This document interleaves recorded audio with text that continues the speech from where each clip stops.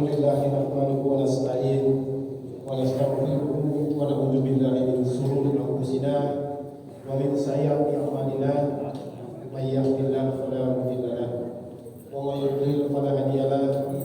Asyhadu an la ilaha illallah wahdahu la syarika lahu wa asyhadu anna Muhammadan abduhu wa rasuluh la nabiyya ba'dahu.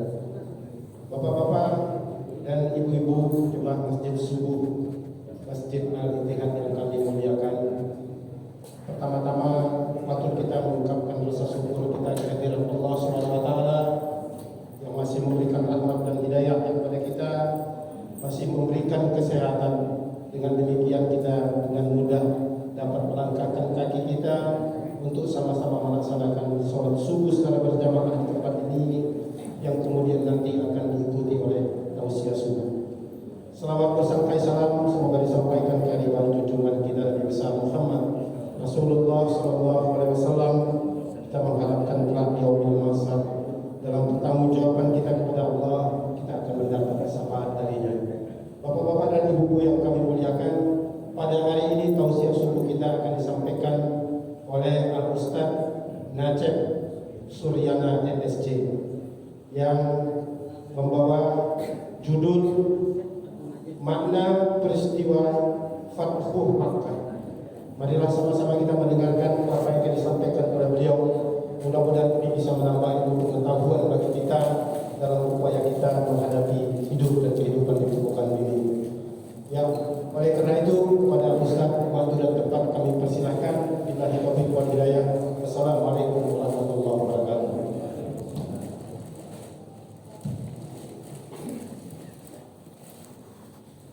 Bismillahirrahmanirrahim. Assalamualaikum warahmatullahi wabarakatuh.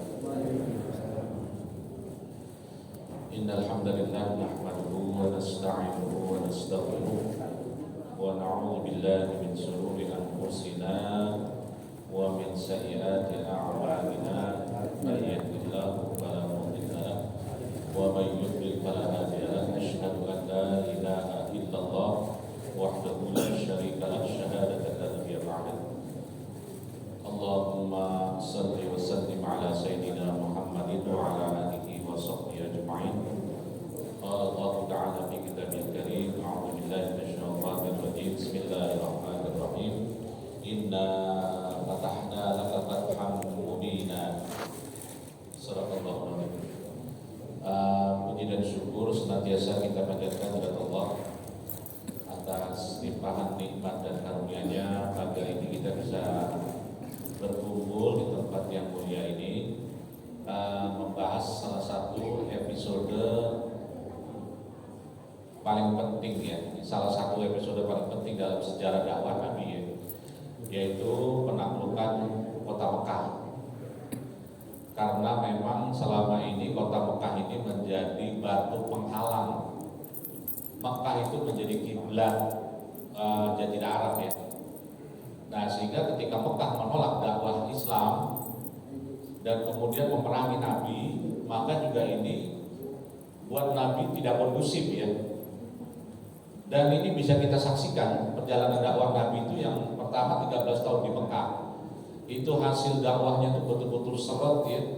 13 tahun itu pengikutnya nggak nyampe 300 lah. Padahal Nabi siang malam, dan itu juga sempat mengalami stagnasi yang cukup panjang ya.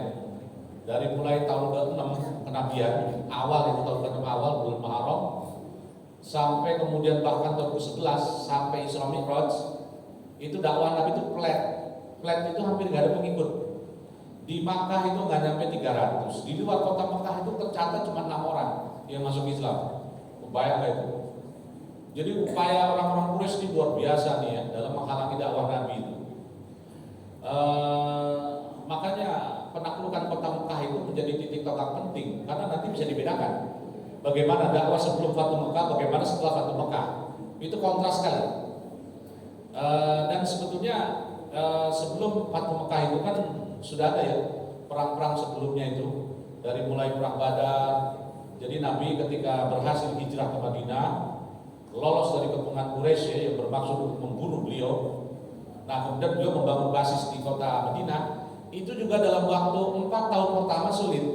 Ini kan Fatu Mekah tahun ke-8 ya. Sampai tahun ke-6, tahun ke-5 ke-6 itu bahkan nyaris kalau Allah tidak menolong Rasulullah pada perang Khandaq, itu Madinah itu mungkin punah. Bayangkan itu Madinah diserbu oleh 10.000 pasukan.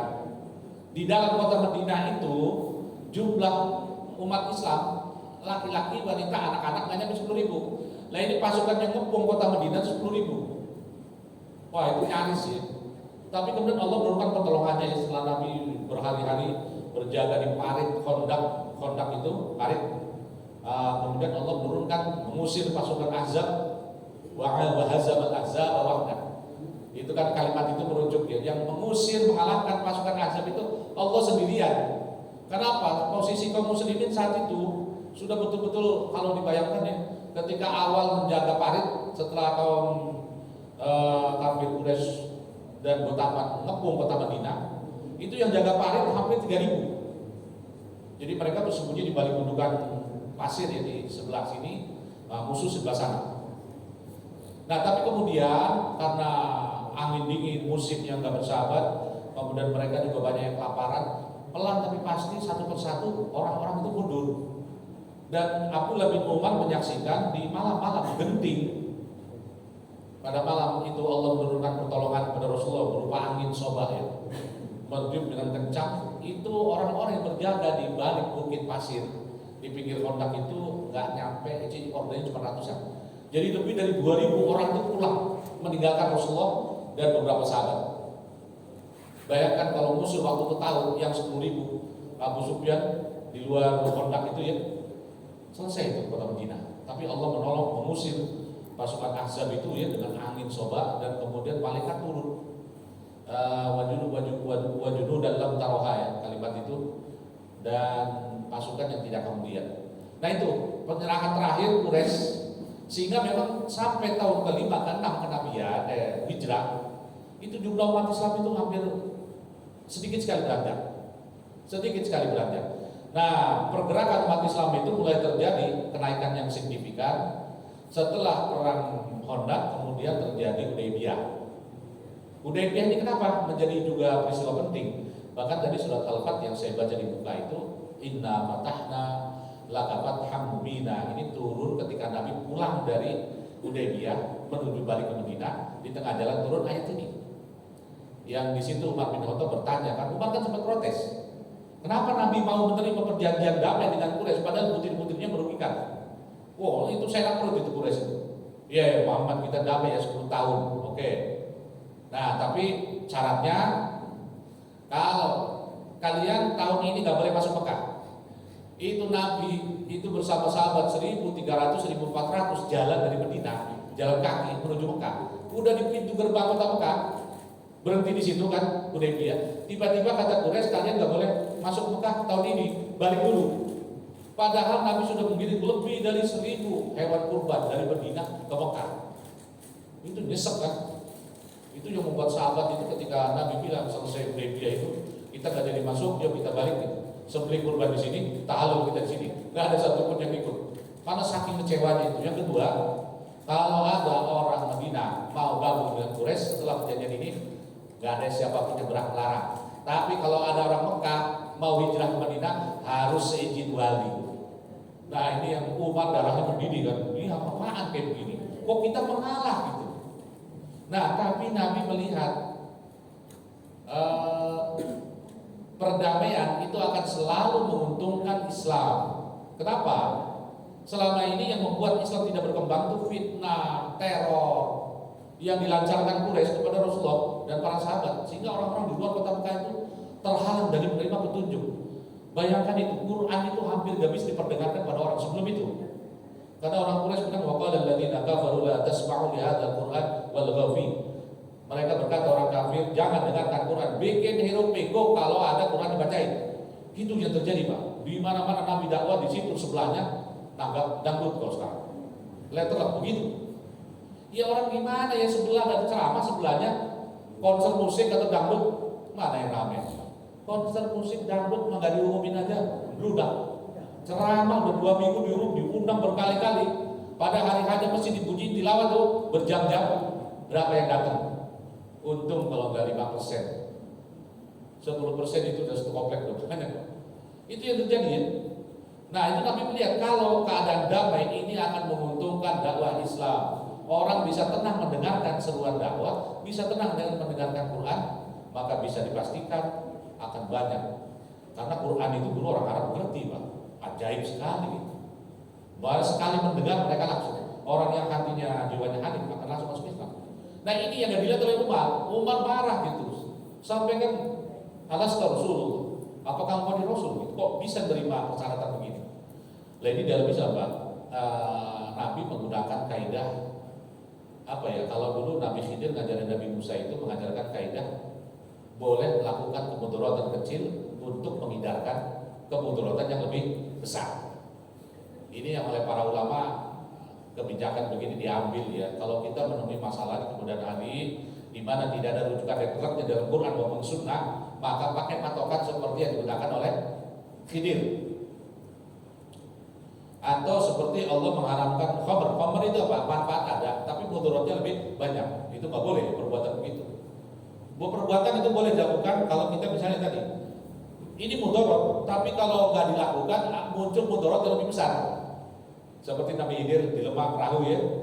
Ini perahu sedang menuju pantai, di sono ada Malikul Ya'khudhu kulla safinatin ghasba. Raja yang merampas semua perahu. Ini kalau utuh perahunya bagus, padahal ini milik orang miskin kata Khidir, belum lunas lagi. Padahal itu sumber utama alat untuk mencari mata pencaharian. Bahaya ini akan hilang perahu ini, dibolongin. Nabi Musa marah-marah nih. Gimana ceritanya sampai bolongin perahu? Bisa tenggelam nih kita nih. Mudarat, iya mudarat, tapi lebih mudarat lagi kalau perahunya nggak dibolongin. Karena begitu nyampe di pantai, hilang dia. Pilih mana? Mudarat bolong dikit atau enggak dilakukan kemudaratan tapi perahunya hilang, mudaratnya lebih gede.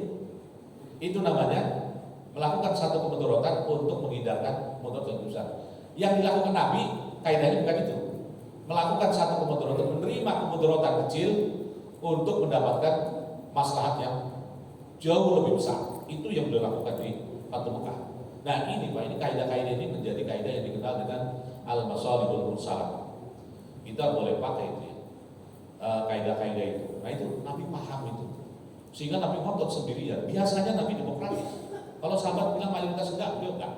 Baru kali ini Nabi ngotot. Tidak, Hudaybiyah. Dan Hudaybiyah ini menjadi pintu takluknya kota Mekah. Dari mana ceritanya? Ini ya, sebelum perjanjian Hudaybiyah, kekuatan Nabi dan orang Quraisy itu belum imbang. Nabi itu ngumpulin pasukan, itu pol-polnya itu 3.000. Quraisy itu kekuatan pasukannya 4.000. Gak imbang. Gak imbang. Apalagi kalau kemudian terjadi aliansi Quraisy Gotafan. Quraisy di selatan, Gotafan di utara. Jadi Madinah dijepit di tengah. 10.000.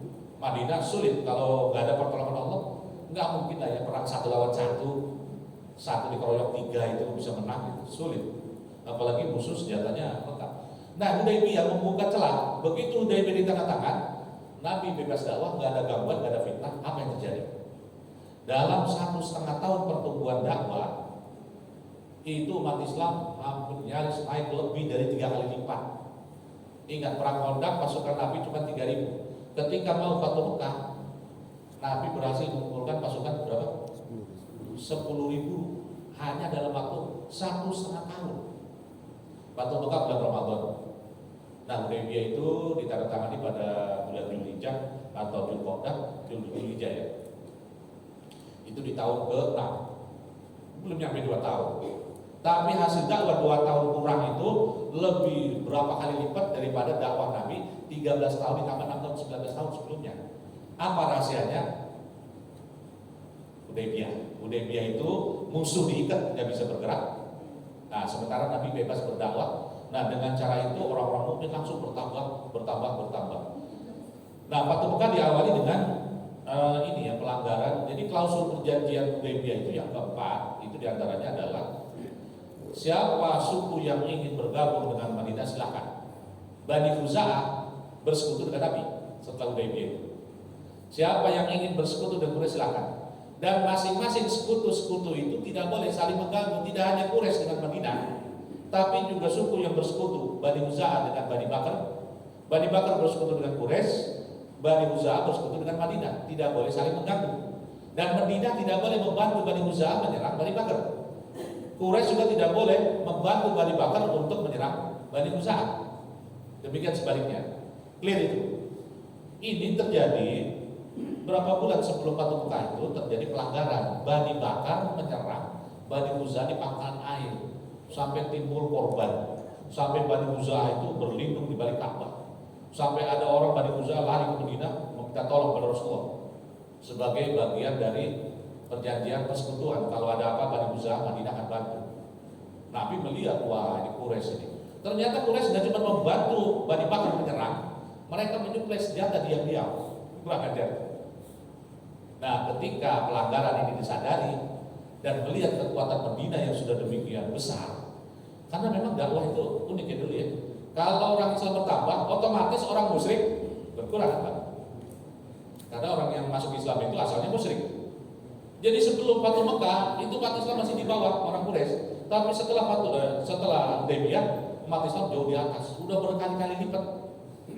Hanya dalam waktu 1 tahun 8 bulan mungkin. Atau 1 tahun Ramadan itu berapa? 10 ya? Iya, 1 tahun 10 bulan maksimal. Kurang dari 2 tahun jumlah umat Islam. Nah itu yang kemudian membuat Quraisy setelah menyadari mereka melanggar, mereka mencoba membujuk Abu Sufyan, pemimpin Quraisy itu datang ke Madinah, ingin memperbaharui perjanjian Hudaybiyah. Ya Muhammad, jangan kita batalkan perjanjian, karena sebetulnya sejak detik Quraisy membantu Bani Bakar menyerang Bani Huza'ah, berarti perjanjian Hudaybiyah otomatis batal demi hukum, karena itu pelanggaran. Nah sekarang tinggal Rasulullah mau ngapain nih? Nah ternyata kekuatan kota Madinah saat itu jumlah pasukan, dan di kubu Rasulullah itu pada saat itu sudah masuk Islam. Khalid bin Walid, Amr bin As, ini jantungnya kota Mekah. Nabi itu ketika melihat Khalid bin Walid berapa bulan sebelum Fatu Mekah, 6 bulan ya kurang lebih, kira-kira 2 bulan sebelum perang Mu'tah yang dibahas sebelumnya, itu Khalid bin Walid masuk Islam. Jadi waktu Fatu Mekah itu kira-kira 6 bulan. Dan Rasulullah kan komen, Mekah sudah menyerahkan jantung hatinya 2 tokoh penting, 1 tokoh militer, yang 1 negosiator ulung ya, Amr bin As, Khalid bin Walid. Ini panglima perang yang paling ditakuti ya di Arab. Khalid memang luar biasa kan track recordnya nanti di masa Islam itu. Bahkan ada mengatakan sejarawan itu lebih dari 100 kali memimpin perang. Track recordnya itu 100% menang. Sehingga emang itu yang ketika Umar bin Khattab jadi khalifah itu khawatir.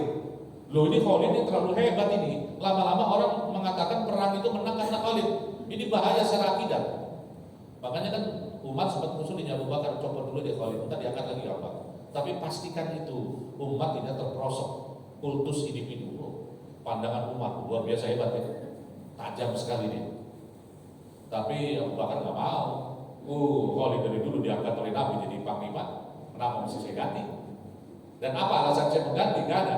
Tapi pandangan umat firasatnya itu luar biasa ya. Itu yang menyebabkan mengapa di zaman Umar 10 tahun pemerintahan itu gak ada fitnah sama sekali. Karena fitnah itu gak punya kesempatan. Umar ini instingnya luar biasa tajam ya. Nah ini kemudian Abu Sufyan berusaha membujuk Rasulullah di Madinah datang menemui. Gak disambut. Bahkan Rasulullah gak mau menemui Abu Sufyan. Padahal sebetulnya Abu Sufyan itu mertuanya Nabi. Karena anaknya Abu Sufyan, Ummu Habibah yang janda itu ditinggal murtad oleh suaminya Ubaidillah bin Jasi, kemudian dinikahi oleh Nabi. Jadi mertuanya, ya tapi gimana mertua yang pimpin pasukan nyerang? Susah juga kan, Nabi nggak gubris. Dia datang ke Abu Bakar bujuk, nggak. Oh Rasulullah yang menolak kamu, apalagi saya. Umar juga begitu.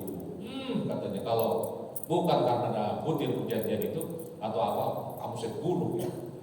Umar lebih keras lagi. Dia bujuk Ali. Bahkan Abu Sufyan datang ke rumahnya Ali dengan Fatimah. Dia puji-puji Hasan Hussein. Ini cucumu ini bisa menjadi pemimpin Arab kalau dia bisa merayu kakeknya itu supaya mau memperpanjang perjanjian Hudaybiyah. Apa kata itu? Kamu jangan bawa-bawa anak saya, kata Fatimah. Diusir. Habis itu Abu Sufyan ngenes luntang lantung, mau kemana gue gitu. Gak ada yang terima. Hanya dia ingat dia punya anak, Ummu Habibah. Dia berkunjung ke rumah anaknya. Udah lama gak ketemu kan, Ummu Habibah itu Pak, sebelum itu hijrah ke Abasa. Jadi Abu Sufyan dengan anaknya ini yang perempuan itu mungkin sudah nggak ketemu. Jadi Ummu Habibah itu hijrah kira-kira tahun ke-5 kenabian. Itu peristiwa yang sekarang itu adalah tahun ke-8 hijrah. Berarti ada waktu 16 tahun dan mereka nggak ketemu. Nah ini kalau layaknya bapak dengan anak udah kangen, tapi Ummu Habibah melihat bapaknya gebok ke musyrikan gitu ya. Ketika bapaknya masuk rumah ya diterima dengan baik. Giliran bapaknya mau duduk, ada tikar yang biasa didudukin Nabi, mau didudukin Nabi Sufyan, ditarik oleh Ummu Habibah. Kamu tuh lama gak ketemu bapak kok jadi kurang ajar begini, ngenes gak Abu Sufyan? Bukan begitu Pak, maaf ya, kata Ummu Habibah. Ini tikar Rasulullah, bapak itu kan najis gitu. Bapaknya dibilang najis gitu, digulung gitu. Abu Sufyan sudah kemana-mana gak diterima, itu rumah anaknya digituin, ngenes banget ya. Katanya nasib. Gagal lah misi dia. Pulang dia ke Mekah, maka dia tahu saat itu Madinah sudah tidak kuat dilawan oleh kaum musyrikin Quraisy. Satu hal kemudian ya, jadi Fatu Mekah itu dirahasiakan oleh Nabi. Tapi gimana caranya Bapak Ibu? Nabi membawa 10.000 pasukan, tapi mau nyerang kota Mekah, gimana caranya supaya tidak diketahui Mekah? Nabi pertama berdoa, membuat strategi dulu ya. Jadi strategi itu diantaranya itu Nabi gini pasukan yang arahnya itu tidak ke selatan tapi ke timur atau ke utara, sehingga mata-mata Quraisy yang mengintai terus Madinah itu nggak ada tanda-tanda bahwa Muhammad mau ke Mekah. Bahkan itu pasukan berapa ratus itu dikirim ke wilayah lain, berarti Mekah aman. Itu pertama.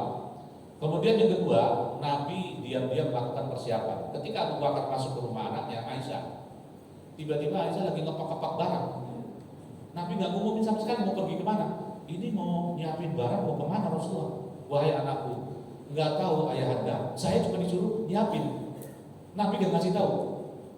Nah itu kemudian Abu Bakar melihat Nabi siap-siap, dia pulang siap-siap juga. Ini ada apa nih? Penyerangan kota Mekah itu dirahasiakan. Kapan waktunya nggak ada yang tahu.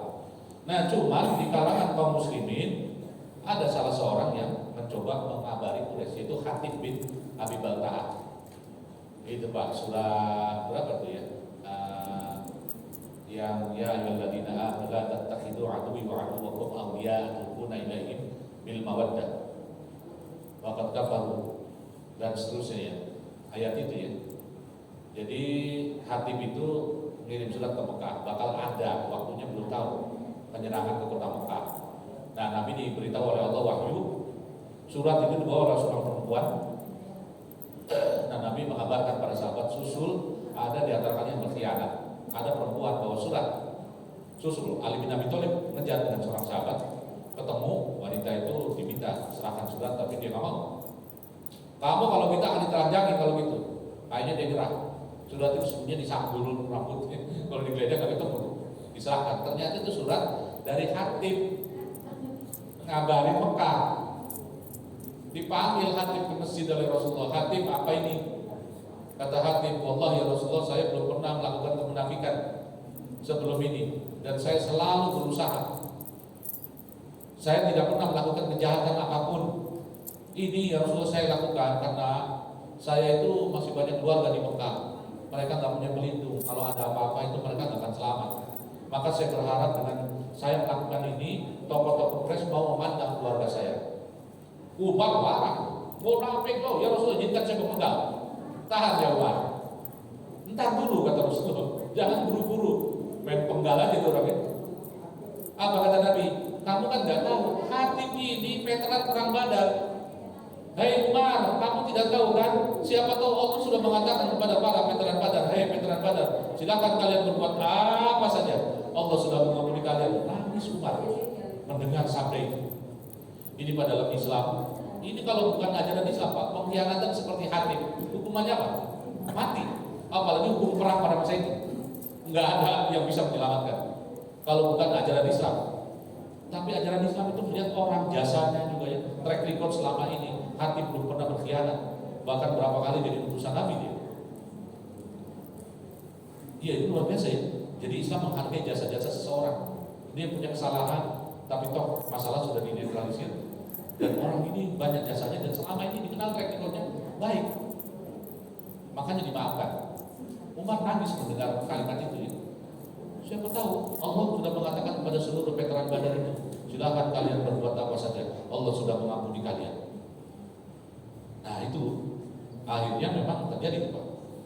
Jadi Rasulullah berdoa, ya Allah tutup mata telinga Quraisy agar jangan sampai mereka mencium kedatangan kami.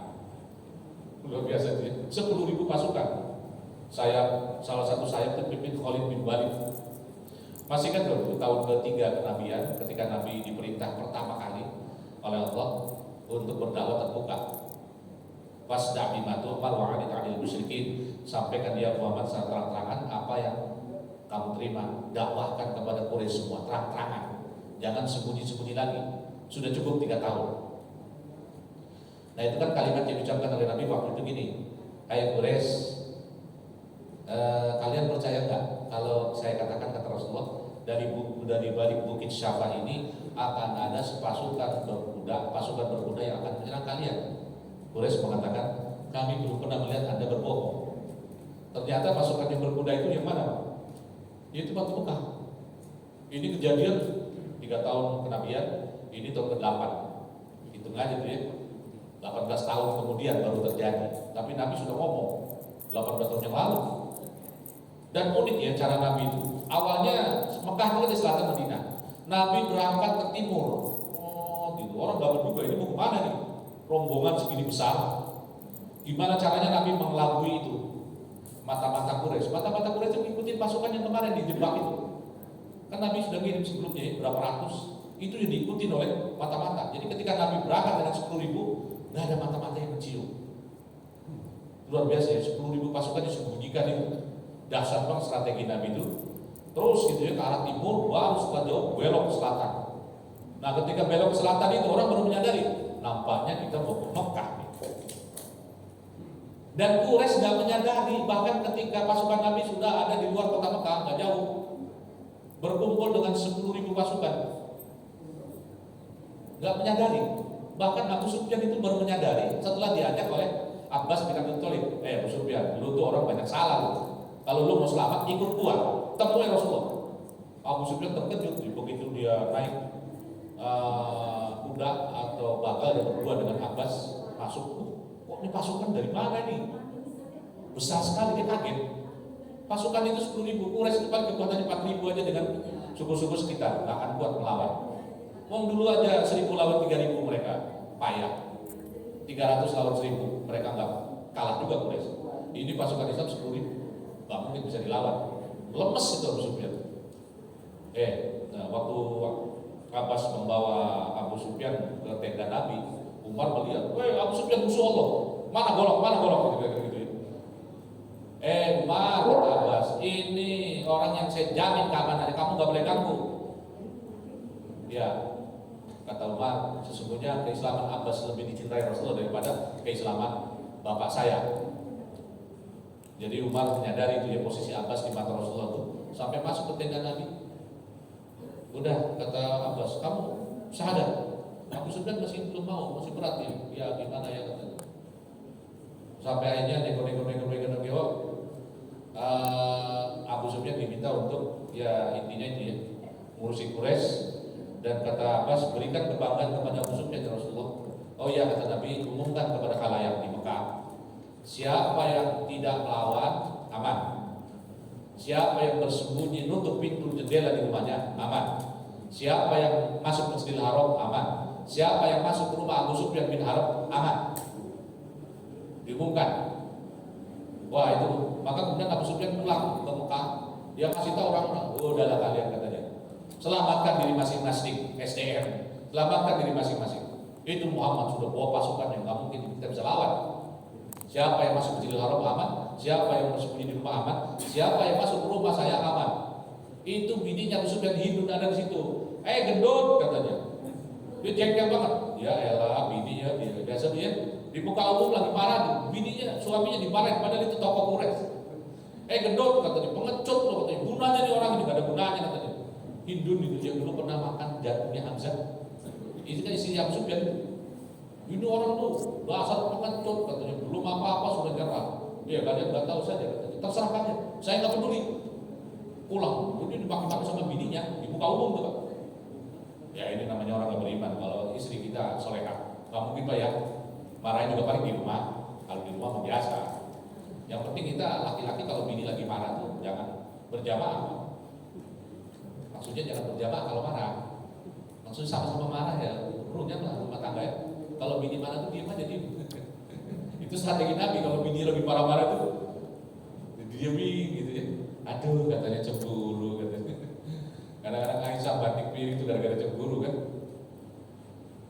Iya, nah itu akhirnya Nabi mengutus. Jadi ada beberapa sayap gitu ya. Khalid bin Walid masuk dari Mekah bagian bawah, Ali bin Abi Thalib Mekah bagian atas. Ada perlawanan kecil tapi bisa dituntaskan.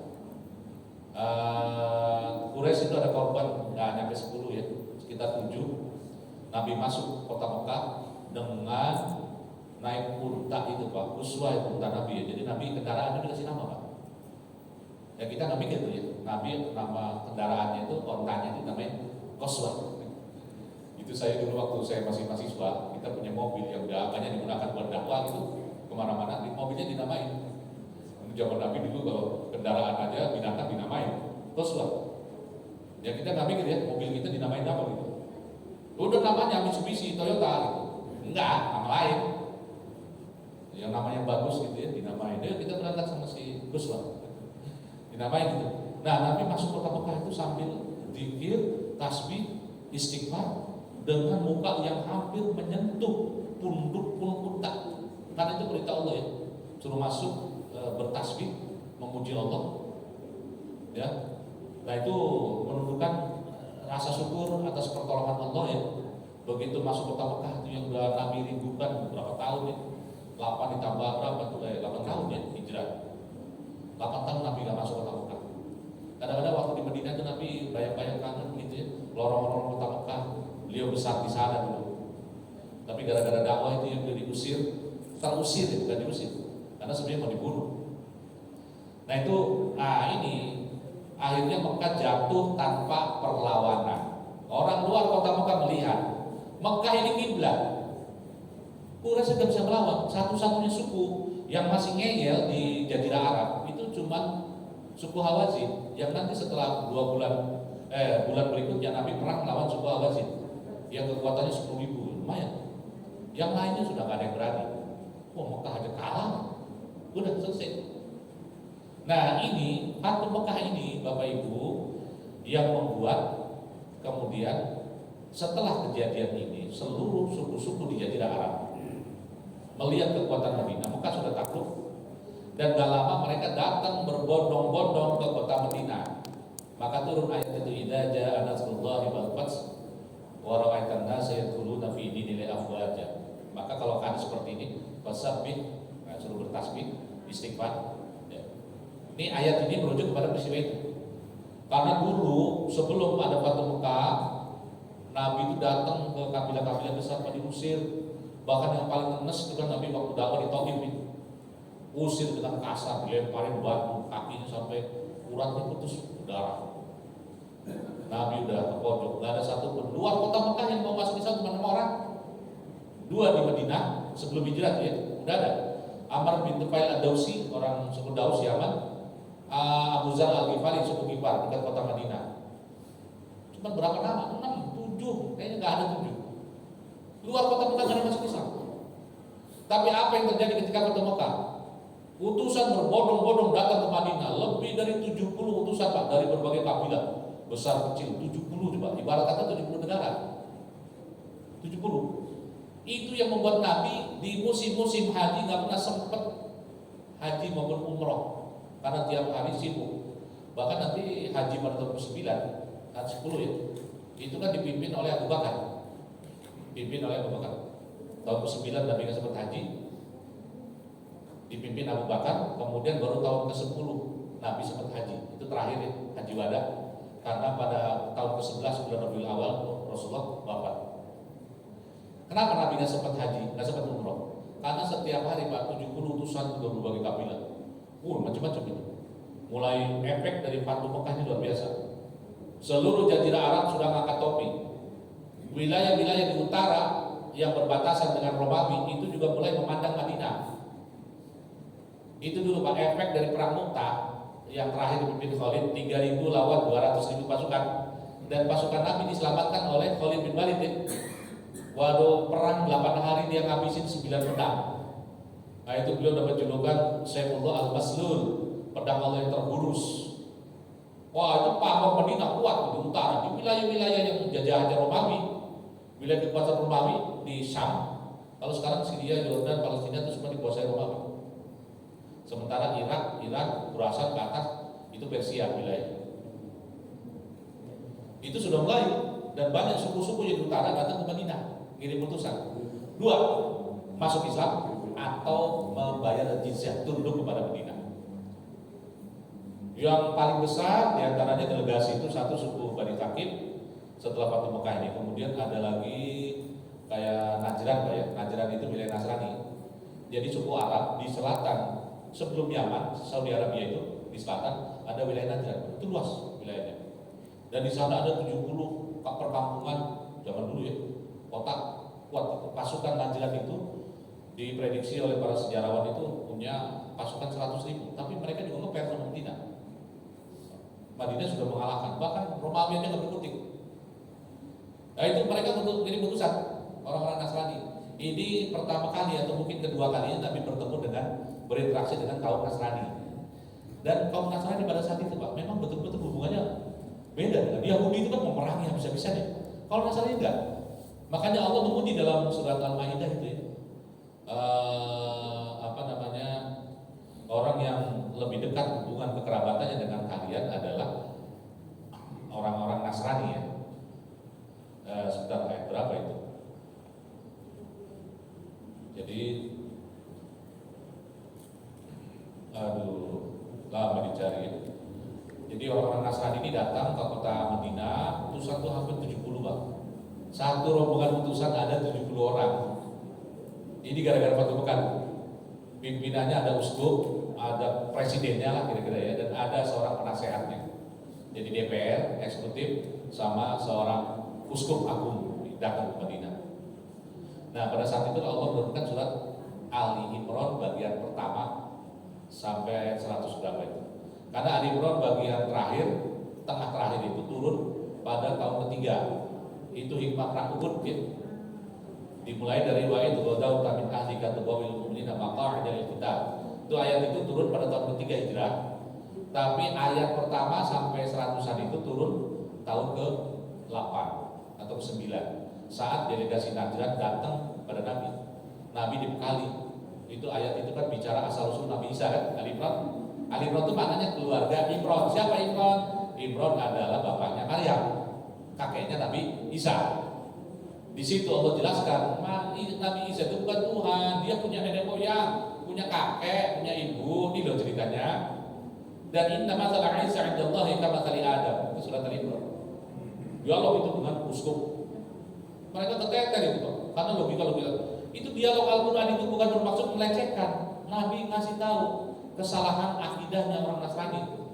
Jangan dikira kalau begini kemudian kamu melecehkan agama. Enggak, itu dialog ilmiah Pak. Ilmiah, duduk santai, yuk kita dialog, cari kebenaran. Kata Nabi, bisa jadi kamu benar, bisa jadi saya benar.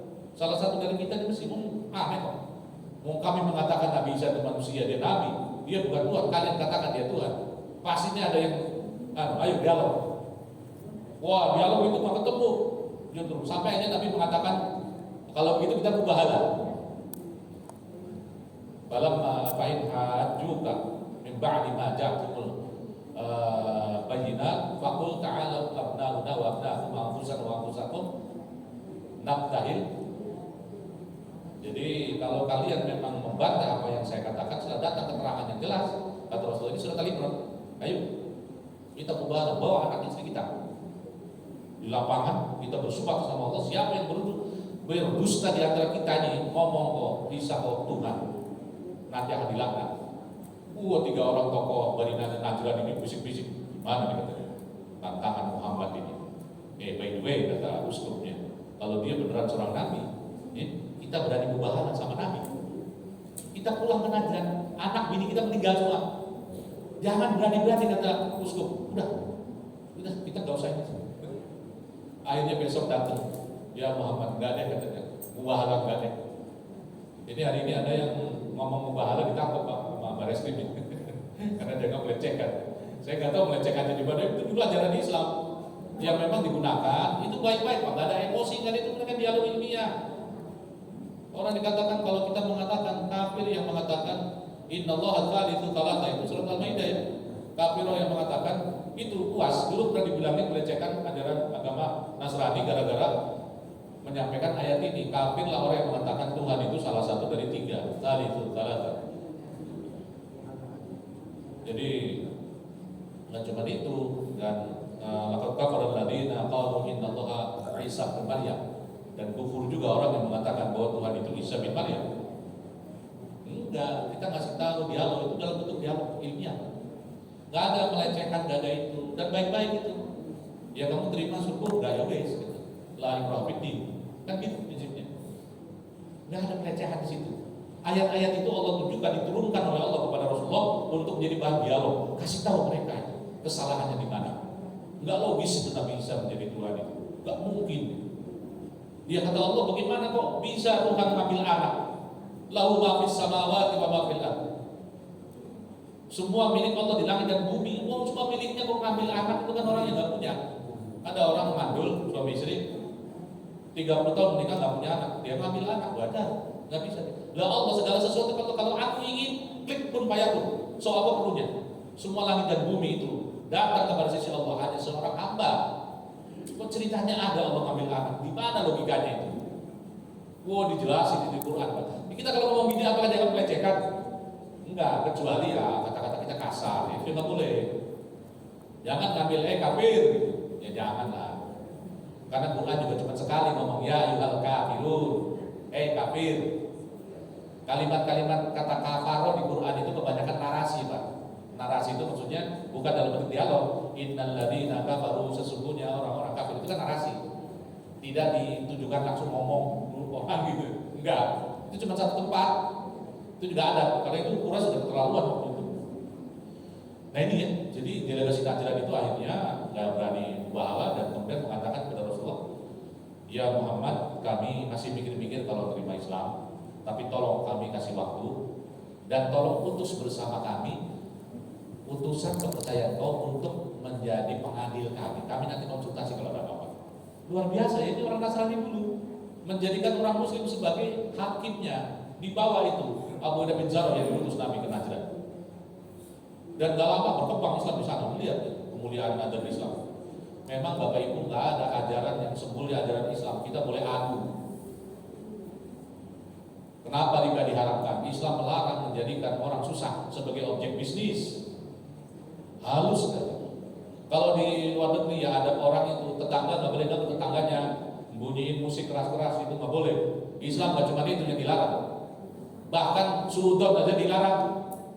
Luar biasa ya. Di pengadilan itu alladzina amanu kunu qawwamina bil qisti syuhada. Orang beriman, tegaklah kalian jadi saksi. Walau ala anfusikum, walaupun kesaksian kamu, omongan kamu merugikan kamu, bapak kamu, kerabat kamu, tapi kamu nggak boleh berbohong demi keuntungan. Ini ayat ini Pak, surat An-Nisa itu. Ini seruan keadilan yang dikutip oleh Harvard Law School sebagai kata-kata quote tentang keadilan yang paling hebat di dunia. Nggak ada katanya pernyataan keadilan yang sehebat ini. Mana ada pengacara yang nyuruh orang yang berperkara suruh supaya jujur, nanti dengan jujur itu malah dia kalah kasus. Kebanyakan kesuruh bohong, dia kan begitu pengacara. Hotman Paris Utapia yang pernah mengatakan, di antara 100 pengacara yang suka berbohong itu ada 105 gitu. Buset. Hotman Paris itu Pak, pernah dikutip di Tempo di mana wawancara. Jadi dia memastikan di Indonesia itu, dia bilang kalau ada 100 pengacara yang suka bohong, itu ada 105. Saking pasti. Kita geli-geli. Islam itu Pak. Makanya gak ada ajaran yang semulia Islam itu. Boleh diadu. Kita boleh berdebat. Sayangnya itu gak dilaksanakan. Itu aja problemnya. Ya gimana gak dilaksanakan? Kita umat Islam nih terkenal paling buruk ya. Adabnya itu gak tahu malu, koruptor, segala macam julukan. Kita kadang-kadang Jepang itu ya, Kapolrinya mundur cuma gara-gara Shinzo Abe terbunuh dan disinyalir polisi abai untuk mengamankan mantan Perdana Menteri. Gara-gara anak buahnya lalai, Kapolri Jepang langsung mundur, malu dia. Di kita berboro tuh. ada pejabat udah divonis saja bilang belum ada kekuatan hukum tetap saya belum tentu bersalah. Nah, malu kok jadi mahal banget ya. Di kasus Itaewon itu berapa korban? 150 yang terbunuh ya, kerusuhan waktu Halloween. Perdana Menteri langsung minta maaf, Presiden Korea minta maaf kepada masyarakat. Di kita Kanjuruhan ada pejabat kita yang minta maaf. Kayaknya nggak ada ya, kayak atau malu gitu, bingung kita lihatnya. Padahal udah jelas. Bahkan ada yang datang ke Korea ngasih karangan bunga, tapi dia ke Malang nggak datang. Ini pejabat kita Pak. Kita jadi bingung ya gimana sih ini gitu. Ini kan adab-adab yang baik ini kan harusnya milik umat Islam. Malah kita itu adab kita tuh kalah dengan. Ya di Indonesia itu sekarang survei makin lama makin kebongkar ya. Survei terbaru itu yang lucu itu Pak. IQ rata-rata orang Indonesia itu surveinya 160-an atau 150 negara, kita nomor 130 IQ-nya termasuk yang paling rendah. Rata-rata IQ orang Indonesia itu 78,8. Itu masuk kategori bego. Ampun tuh Pak, kalau 60 itu idiot, imbisil itu 60-an ya. Kita masih 78,8. Cuma bodoh aja bodoh. Itu mengapa pemilu kita rawan dengan duit money politik, karena mayoritas rata-rata IQ orang Indonesia itu bodoh, gak ngerti narasi, gak ngerti ini Pak. Wes kalau kayak gini ya. Nah ini yang kadang-kadang kita lihat ya, ini apa yang salah dengan umat Islam ini. Baik, jadi ini mungkin Bapak Ibu sebetulnya banyak hal ya. Jadi hikmah yang paling besar takluknya kota Mekah itu, dengan peristiwa ini maka seluruh Jazirah Arab sekarang tunduk. Ini buktikan Pak. Pada 6 bulan, bukan bulan apa itu ya, Rajab itu berapa bulan? Tadi Fatu Mekah itu bulan Ramadan. Nabi pulang ke Madinah itu Zulqa'dah, kemudian Zulhijjah, kemudian Muharram awal nyampe di Madinah. Nah kira-kira bulan Rajab itu Nabi kemudian perang Tabuk 8 bulan ya? 8 bulan. Romawi mau nyerang ke Madinah. Itu mata-mata mengatakan Roma udah siap-siap perbatasan nih. Kalau kita tunggu bisa nyampe di sini. Kata Nabi bahaya, kita harus hadapi di sana. Karena kalau nanti kita kalah habis semua Madinah. Kirim pasukan. Nah, ketika Nabi mau mobilisasi pasukan, berapa yang terkumpul Pak? 30.000. Dari mana angka ini? Fatu Mekah 10.000. Itu cuma 8 bulan yang lalu. 8 bulan kemudian Nabi kumpulin pasukan 30.000. Itu pasukan Pak, belum anak-anak, belum ibu-ibu, belum orang tua. Jadi berapa jumlah umat Islam? Luar biasa, melonjak, gitu. Kelompatan kuantum ya. Gara-gara Fatu Mekah. Karena tiap hari seluruh utusan dari suku Jazirah itu datang ke Madinah, masuk Islam. Kalau nggak balik jizya. Tadinya didatengin aja susah, nolak, musir, kasar gitu. Sekarang setelah Nabi menang, menguasai Mekah, Madinah, Jazirah Arab, siapa yang mengatakan Islam nggak perlu politik? Terbantahkan Pak, peristiwa ini jelas sekali. Dampak dari penguasaan kota Mekah itu, dakwah Islam langsung melonjak drastis. Kalau Nabi dulu nggak berkuasa di Jazirah Arab, Islam nggak mungkin nyampe ke sini. Bahkan nyampe ke utara juga enggak, nyampe ke Iran juga enggak. Boro-boro nyampe Indonesia, nggak bakalan. Bahkan Jazirah Arab juga enggak. Itu karena Nabi berhasil mengalahkan semua musuh-musuhnya. Fatu Mekah itu menjadi titik tonggak, itu turun idajah Rasulullah. Walaupun banyak orang sahabat gua senang ya, gitu ya, kita sudah menang, bangsa berbondong-bondong. Tapi orang-orang seperti Abu Bakar itu waktu dengar idajah Rasulullah itu nangis ya. Lah kalau kita sudah menang, umat Islam sudah berbondong-bondong begini, Nabi berarti mau wafat untuk meninggalin kita. Tugasnya sudah selesai. Sedihnya di situ. Nah itu ya, jadi dalam waktu 8 bulan pelipatan 3 kali lipat itu nggak pernah dicapai sebelumnya. Dan nanti Nabi haji pada tahun ke-10 bulan Zulhijjah, berapa itu ya? Kira-kira 1 tahun kemudian Nabi berangkat haji dengan pengikut 144.000 Pak. Dalam 1 tahun lonjak lagi 144.000 jamaah haji yang mengikuti Nabi. Ini mungkin gak dicapai kalau nggak ada Fatu Mekah. Nggak ada. Kalau Nabi nggak menang lawan musuh-musuhnya, nggak akan ada itu pertumbuhan dakwah yang seperti itu. Nabi hanya menjadi seorang dai pemimpin sebuah organisasi jamaah yang diikuti orang beriman, tapi nggak punya kekuasaan. Jadi objek saja, jadi tindas. Makanya menurut saya dulu ya jihad fisabilillah di masa Nabi itu punya tujuan menghapus kezaliman dan menyebarkan dakwah. Karena di Quran itu letak Pak, perintah Nabi melawan kezaliman orang musyrik supaya kata Allah tidak boleh ada orang yang diganggu ketika beribadah di gereja, sinago, di masjid. Letak Pak, surat 22. Letak alasan jihad perang. Di samping tadi menghancurkan penghalang dakwah, tapi sebenarnya ditujukan untuk menghapus kezaliman. Gak boleh ada kezaliman orang masuk agama lain kalau disiksa, diteror, nggak boleh ada begitu. Milih agama bebas, la ikraha fid. Tugas kita cuma berdakwah menyampaikan. Nah ini yang menjadi titik tonggak ya. Jadi memang refleksinya ya. Jadi hari ini Pak, mungkin keadaan seperti zaman Nabi nggak ada ya, bahwa menghapus kezaliman harus perang. Ini banyak kezaliman ya. Hari ini pada zaman kita ini, zaman era demokrasi abad 20-21, kezaliman antar manusia itu dibakukan dalam format undang-undang. Kalau kita ingin menghadirkan keadilan lewat undang-undang, ada penguasa zalim, ada orang jahat ingin menzalimi rakyatnya, dibuat undang-undang.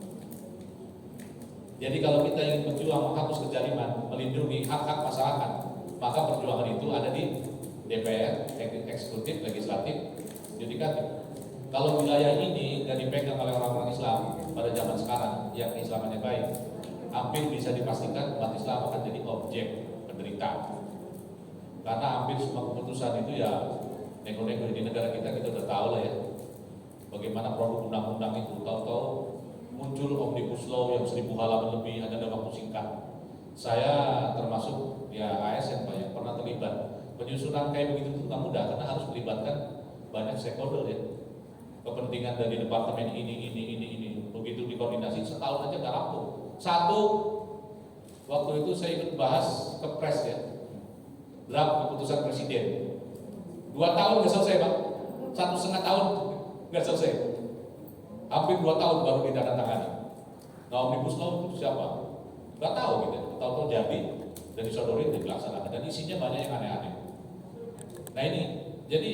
Nah itu mereka yang melakukan, ya mereka punya kekuasaan, mereka bisa bayar orang segala macam di DPR, eksekutif, ya nggak tahu gitu ya. Tapi kita menyalahkan kondisi itu, salahkan dari diri sendiri, karena kita lemah, kita nggak ada di sana. Seandainya saja itu DPR kita orang-orang yang punya keislaman bagus, yang jujur, yang amanah, eksekutifnya juga amanah, jujur, mungkin nggak kayak begitu terjadi. Yang enggak lah. Jadi maksudnya itu kayak omnibus law itu banyak dipertanyakan itu ya, jadi banyak memberikan keleluasan kepada kaum konglomerat, oligarki, tapi banyak mengambil hak rakyat kecil, kayak pajak dinaikkan, kemudian relaksasi pajak buat para pemilik tambang, kemudian limbah tambang itu nggak boleh dibuang ke laut dalam, nggak perlu diproses. Kemudian pajak karbon kita itu dari batu bara terendah sekali, cuma Rp1 kalau nggak salah. Padahal di luar negeri itu jutaan. Dendanya itu kalau ada perusahaan buang asap gitu ya, karena itu akan bikin kandungan merkuri naik dan mencemari lingkungan, bahaya itu pembakaran batu bara. Nah itu sebagai contoh saja ya. Jadi pola perjuangan di era hari ini ya formatnya seperti itu. Jadi kalau kita meninggalkan gelanggang politik, ya dampaknya kita bisa bayangkan politik yang dikuasai oleh orang-orang yang tidak memiliki adab keislaman yang baik. Akhirnya mereka ya tergantung nego-nego. Ini banyak di negeri kita kan itu yang terjadi. Kita menyadari, tapi mengubah kayak begini mungkin butuh waktu ya. Mungkin saya rasa itu lewat waktu sulit. Mohon maaf lebihnya, kalau masih ada waktu, tafadhol kalau ada pertanyaan. Assalamualaikum warahmatullahi wabarakatuh. Waalaikumsalam warahmatullahi wabarakatuh. Bapak Ibu mohon izin, mungkin ada yang mau ditanyakan karena sudah waktu cukup. Pak Adnan, beliau jaksa. Di sini ada jaksa dan pengacara ketua kita. Assalamualaikum warahmatullahi wabarakatuh. Saya sangat tertarik apa yang Bapak sampaikan tadi. Tapi menurut saya mungkin saya yang kurang tanggap atau kurang tanggap misi dari daripada pasukan Nabi Muhammad membawa korban ke Madinah, ini belum jelas Pak. Kenapa? Dari Madinah sampai ke Mekah tuh kalau jaraknya di sekitar 800 kilo atau 1000 dengan membawa unta berapa lama? Misi nggak jelas. Apakah ini ide daripada Nabi sendiri atau ada dalam Al-Quran? Itu tidak Bapak jelas. Ayat Al-Quran apa? Tidak jelas supaya kami ngerti. Ini Bapak peristiwa media ya bagian selatan. Mungkin karena pertanyaan singkat. Kedua, ini pernah saya baca atau dengar cerita di ceramah bahwa wanita pertama yang masuk Islam adalah Siti Khadijah. Pertama masuk Islam. Apakah buku yang salah atau saya salah membaca? Jadi kalau kita lihat silsilah dari Siti Khadijah, Buhairah itu kan pendeta. Berarti dia ada sangkut paut dengan mamanya pendeta. Kalau dia masuk Islam, kapan dia masuk Islam? Apakah setelah Nabi menikah dengan Nabi Muhammad atau sebelum? Karena Nabi Muhammad dapat wahyu umur 40. Dia cerita kepada Siti Khadijah, dia kedinginan itu, langsung dia ke pamannya. Saya tahu yang pernah saya baca, yang pertama masuk Islam wanita adalah Aisyah, istri Firaun. Bukan berbeda zaman Musa dan Muhammad. Nah, di mana dasarnya kok bisa Siti Khadijah orang wanita pertama masuk Islam? Nah, kemudian tolong Bapak jelaskan, Siti Khadijah itu masuk Islam apa setelah nikah dengan Nabi Muhammad atau sebelum? Sebab Siti Khadijah nikah dua kali sebelum sudah ada nikah. Jadi dulu dia agama apa tidak jelas. Sebab ini Pak Ustaz, saya sering bergaul sama orang non Muslim. Tanya sama saya nggak bisa jawab Pak. Kalau saya jawab salah, saya diprotes. Jadi saya minta Bapak membenarkan, luruskan ini Pak. Terima kasih. Baik ya. Jadi yang pertama, sebetulnya tujuan Nabi giring hewan kurban ya pada peristiwa sebelum Hudaybiyah itu, misinya sebetulnya ingin menunjukkan kepada Quraisy bahwa mereka membawa misi damai, nggak akan perang. Karena gini, hewan kurban itu sesuatu yang menjadi ritual yang dihormati di bangsa Arab. Nah, orang yang melihat ketika Muhammad dari Madinah ke Mekah bawa hewan kurban, sudah pasti nggak mungkin perang. Jadi Rasulullah dengan tindakan ini menunjukkan kepada Quraisy, kami datang bukan bermaksud mau perang, tapi damai. Cuma pengen beribadah mengunjungi Baitullah. Gitu. Dan itu memang dibuktikan ketika orang Quraisy mengutus Budai bin Warqah atau berapa utusan, kemudian oleh Nabi, lepaskan hewan kurban kalian, biarkan dia menyambut utusan Quraisy. Utusan Quraisy begitu melihat hewan kurban yang begitu banyak, wah ini benar Muhammad datang ke Mekah itu bukan mau perang. Jelas sekali itu. Ini kenapa orang Quraisy sudon begitu ya? Karena Quraisy itu waspada, khawatir nih tiba-tiba kalau Muhammad menyerang gitu. Itu mereka khawatir, jadi pastikan. Lihat aja hewan kurban, kita datang damai, udah pakai baju ihram, tapi Quraisy masih nggak percaya sampai akhirnya diyakinkan ya. Dan akhirnya mereka terima itu latar belakang. Kemudian yang kedua, seperti ini Pak, dalam kata terminologi Muslim, dalam arti bersyahadat asyhadu anna Muhammadar Rasulullah.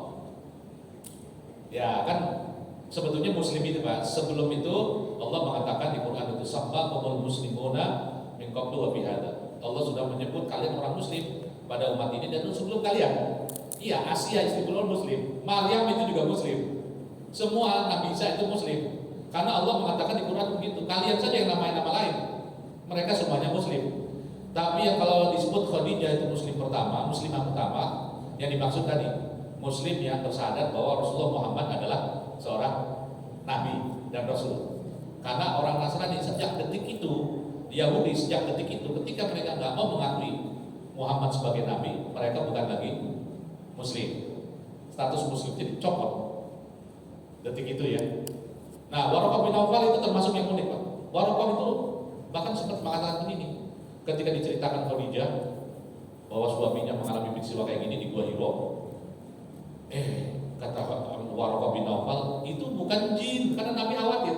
Yang membuat Nabi resah ketika dapat wahyu pertama itu malaikat dapat jin ya. Kalau jin kan berarti saya dukun dong. Nah itu Nabi sedih banget, khawatir banget. Karena nggak ada orang, kata Nabi, makhluk dua yang paling saya benci. Itu diantaranya dukun, peramal. Saya nggak kuat melihat muka mereka itu. Maka dibawa oleh Khadijah, kata Waraqah, itu bukan jin, itu mengamur.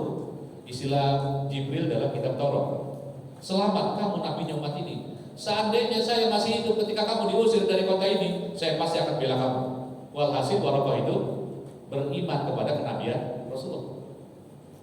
Jadi dia tetap, walaupun secara letterlek dia pegang kitab Injil, tapi dia seorang Muslim. Karena dia tidak menolak kenabian Rasulullah. Intinya itu. Orang Nasrani sekarang disebut kafir karena menolak kenabian.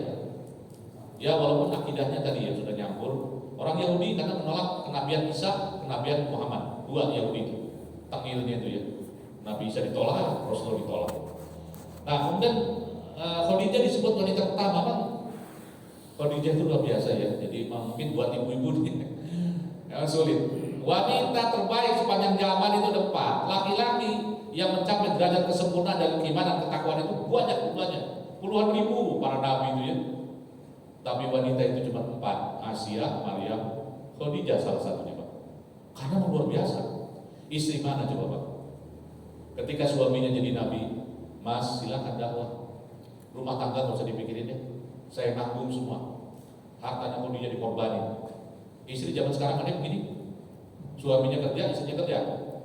Istri punya duit, Mas bulan ini yang biaya rumah tangga saya nih, bayar listrik, anak-anak, Mas gak usah keluarin duit. Ada yang begitu? Kagak lah. Yang nggak tahu ya, teman-teman saya, maaf ya Bu, yang di Puspitek sono, dia kerja, suaminya kerja, dia bukan minta, tetap itu, yo gaji saya beda urusannya, kan ini kewajiban suami, ya benar, dia benar, nggak salah. Cuma memang wanita seperti Khadijah itu ya unik banget.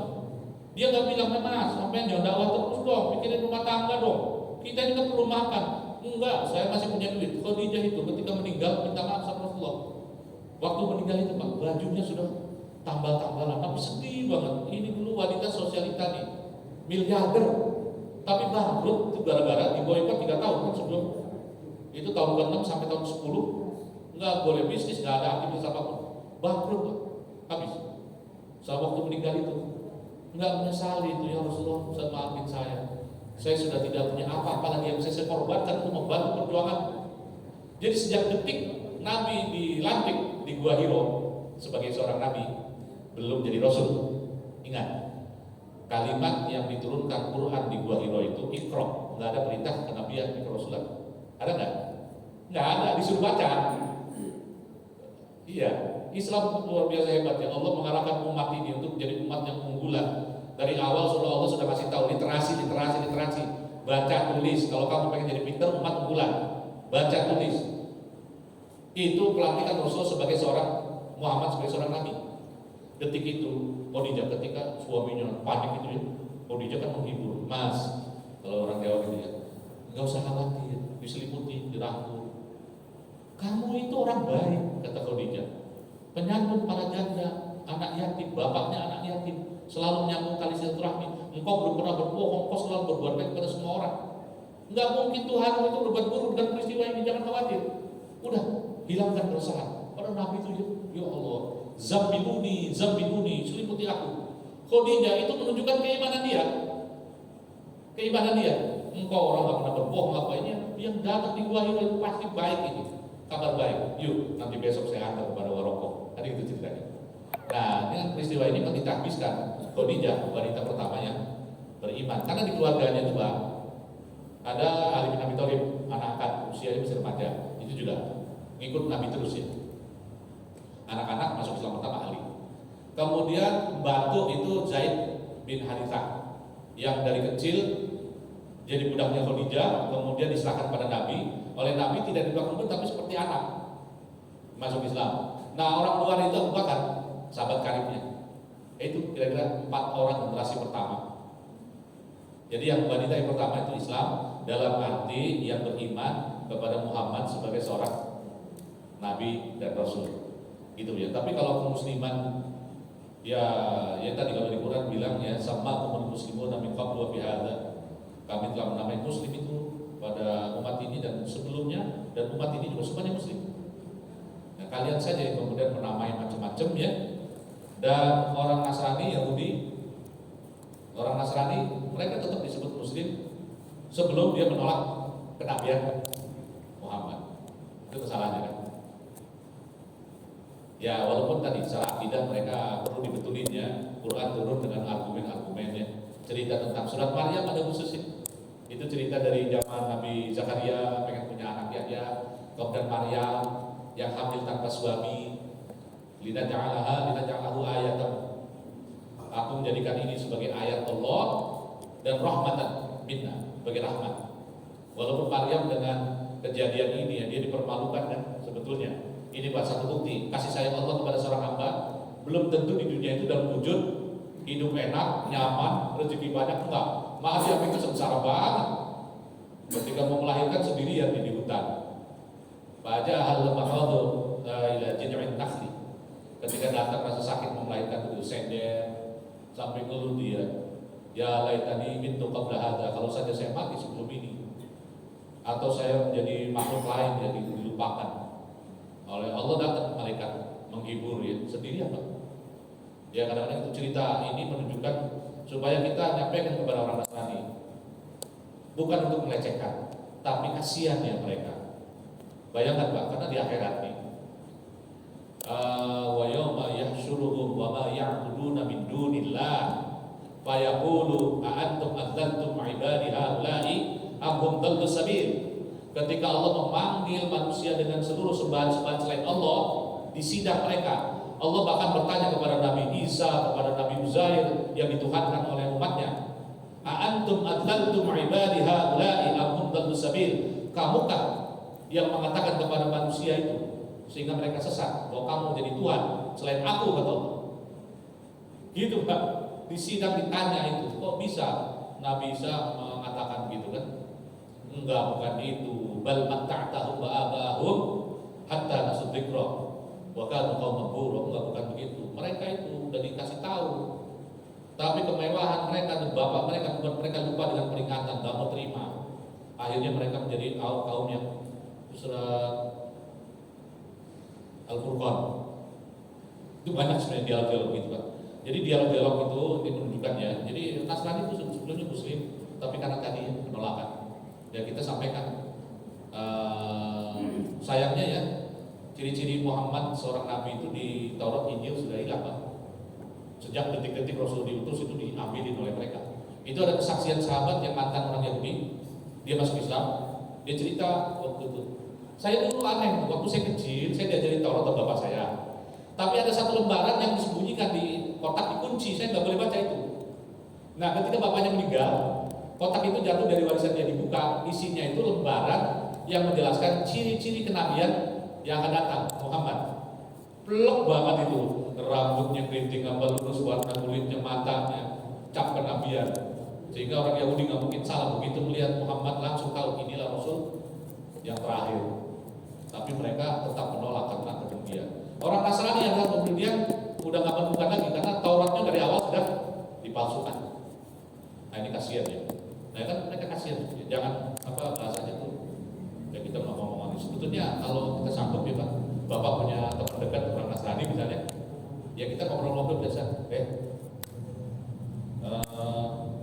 Kalau orang Surabaya mungkin ya, cuk apa itu?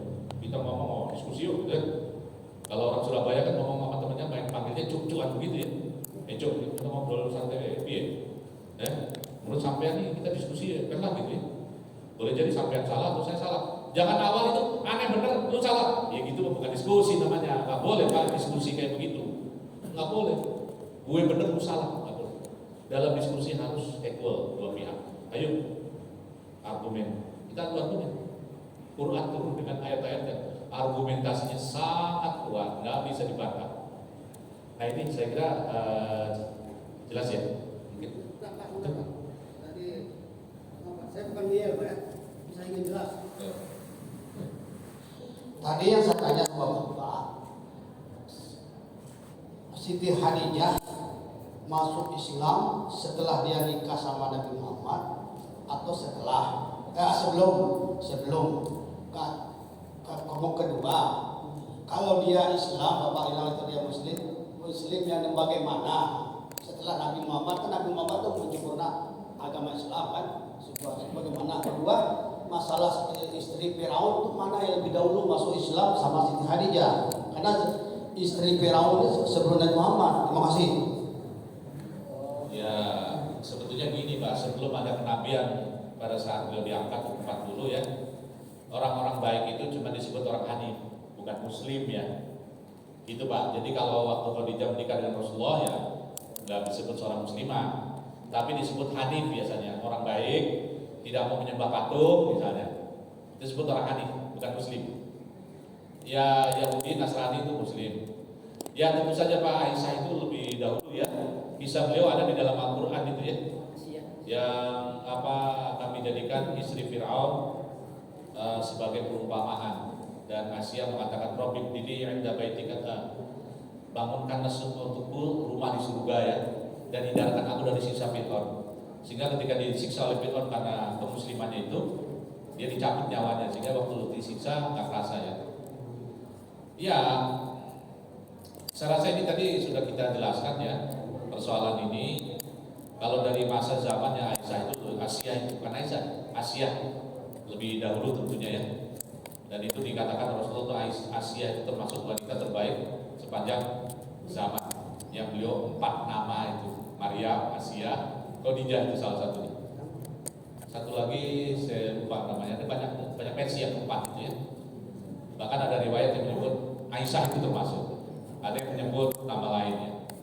Tapi yang pasti riwayat-riwayat yang disepakati itu 3 nama ini wanita terbaik. Asia tentu saja itu hidup di zaman Nabi Musa ya, kira-kira 1200 tahun itu sebelum Nabi Isa. Jadi 1800 tahun berjarak dengan Khadijah. 1800-an. Jauh ya. Ya. Itu mungkin barangkali cukup ya. Cukup kita tutup dengan doa kafaratul majelis. Subhanallahumma wa bihamdika asyhadu an la ilaha illa anta astaghfiruka wa atubu ilaik. Afwan minkum. Terima kasih Ustaz. Mohon maaf apabila ada kekurangan. Wassalamualaikum warahmatullahi wabarakatuh. Waalaikumsalam.